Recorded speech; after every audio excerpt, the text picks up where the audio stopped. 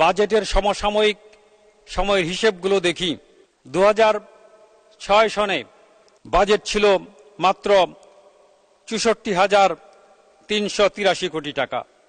সেই বাজেটই এই 2023-24 অর্থ বছরে এসে দাঁড়িয়েছে 7,61,785 কোটি টাকা এবং সম্পূরকে এটি দাঁড়িয়েছে 7,14,418 কোটি টাকা।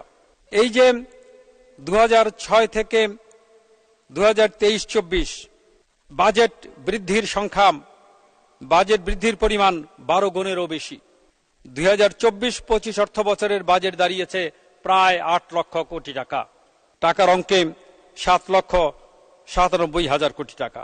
এই যে বাংলাদেশের অগ্রযাত্রা অত্যন্ত ধারাবাহিক, 2009 থেকে 2023-24 এবং আগামী বছরের 24-25 বাজেট অত্যন্ত ধারাবাহিক এবং পর্যায়ক্রমিক অগ্রগতি বাংলাদেশের সাধিত হয়েছে। ব্যয়ের খাতে যদি হিসেব করি আমরা, তাহলে মূল বাজেটে ছিল 7,61,785 কোটি টাকা এবং সম্পূরক বাজেটে সেটি 47,367 কোটি টাকা কমে 7,14,218 কোটি টাকায় দাঁড়িয়েছে। আমরা যদি এডিপির হিসেবে যাই, 2,63,000 কোটি টাকার এডিপি, সম্পূরক বাজেটে এটি দাঁড়িয়েছে 18,000 কোটি টাকা কমে 2,45,000 কোটি টাকা। মাননীয় স্পিকার, আমরা 6.65% জিডিপি গ্রোথ সামনে রেখে বৈদেশিক ঋণ 90,700 কোটি টাকা, আভ্যন্তরীণ সম্পদ 1,60,900 কোটি টাকা এবং অনুদান মাত্র 4,400 কোটি টাকা, যেটি শতকরা হিসেবে মাত্র 1.71 ভাগ। যেখানে স্বাধীনতা পরবর্তী সময়ে আমাদের বাজেটের বিপুল অধিকাংশ, প্রায় শতভাগ বৈদেশিক অনুদান এর উপর নির্ভর করতে হতো। আমরা 23-24 অর্থ বছরের যে সম্পূরক বাজেট, যেটি বাজেট বক্তৃতার সারণী 5-এ আমরা দেখতে পেয়েছি, মাননীয় স্পিকার, আমি যদি 4টি ভাগে ভাগ করে বলি, মানব সম্পদ, কৃষি এবং পানি, জ্বালানি, অবকাঠামো এবং যোগাযোগ, এখানে দেখা যাবে মানব সম্পদে মূল বাজেটে বরাদ্দ ছিল 70,908 কোটি টাকা। সংশোধিত বাজেটে সেখানে 25 ভাগ কমে দাঁড়িয়েছে 52,912 কোটি টাকা।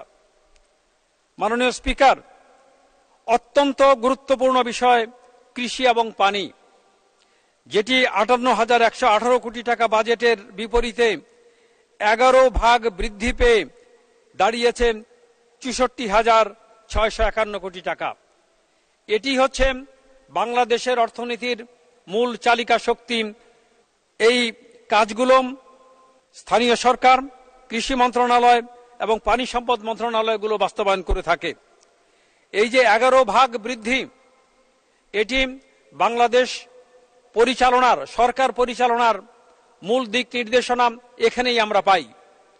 কৃষি খাতে সবচেয়ে বেশি গুরুত্ব দেওয়া, পানি খাতে অধিকতর গুরুত্ব দেওয়া। মাননীয় স্পিকার, আপনার মাধ্যমে আমি স্থানীয় সরকার মন্ত্রণালয়, কৃষি মন্ত্রণালয় এবং পানি সম্পদ মন্ত্রণালয়ের মাননীয় মন্ত্রী এবং সকল পর্যায়ের কর্মকর্তা কর্মচারীকে ধন্যবাদ জ্ঞাপন করছি।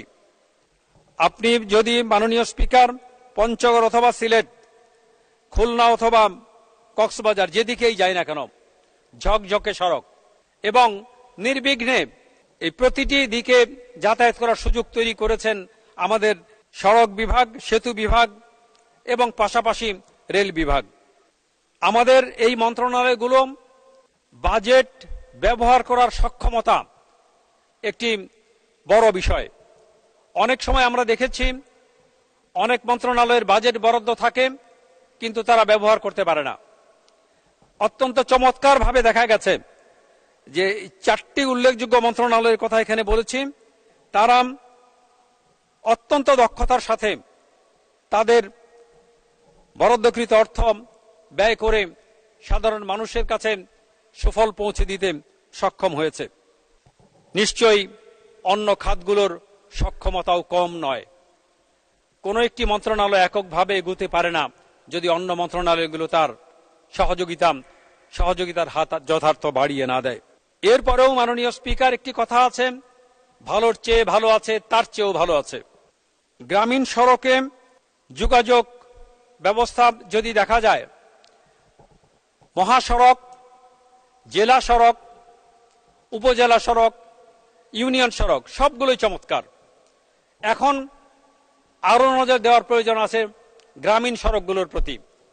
আমি স্থানীয় সরকার মন্ত্রী মহোদয়ের দৃষ্টি আকর্ষণ করব, যাতে করে আগামী দিনে স্থানীয় সড়ক যেগুলো গ্রাম থেকে গ্রামের সংযোগ, সেই দিকে অধিকতর নজর দেওয়া যায়। মাননীয় স্পিকার, মাননীয় প্রধানমন্ত্রীও প্রায়শই বলেন, আগে মানুষ রাস্তা দিয়ে গেলেই খাবার চাইতো, ভাত চাইতো, ভাতের ফ্যান চাইতো। পরবর্তী সময় উত্তরণ হলো মানুষ বিদ্যুৎ চায়। বিদ্যুৎ সমস্যারও সমাধান 2021 সালে হয়েছে। এখন মানুষ গ্রামীণ সড়ক চায়, বাড়ি থেকে বেরিয়েই পাকা সড়কে পা রাখতে চায়। সেজন্য মাননীয় স্পিকার, আমি আপনার মাধ্যমে স্থানীয় সরকার বিভাগকে অনুরোধ করব গ্রামীণ সড়কের দিকে অধিক নজর দেওয়ার জন্য।